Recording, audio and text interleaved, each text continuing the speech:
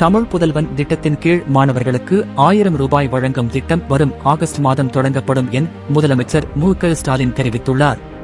தமிழ்நாடு அரசின் பள்ளிக் கல்வித்துறை சார்பில் அரசு பள்ளி மாணவர்கள் மற்றும் ஆசிரியர்களுக்கு பாராட்டு சான்றிதழ்கள் வழங்கும் 50 விழா சென்னை நேரு உள் விளையாட்டு அரங்கில் நடைபெற்றது.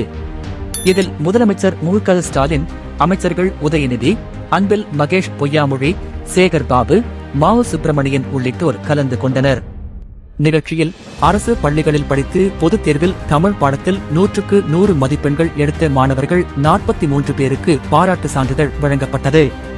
இதேபோல் 100% தேர்ச்சி பெற்ற 1761 அரசு பள்ளி தலைமை ஆசிரியர்களுக்கும் பாராட்டு சான்றிதழ் வழங்கப்பட்டது. முன்னதாக நிகழ்ச்சியில் பேசிய முதலமைச்சர் மு.க.ஸ்டாலின், தமிழ் புதல்வன் திட்டத்தின் கீழ் மாணவர்களுக்கு 1000 ரூபாய் வழங்கும் திட்டம் வரும் ஆகஸ்ட் மாதம் தொடங்கப்படும் என கூறினார்.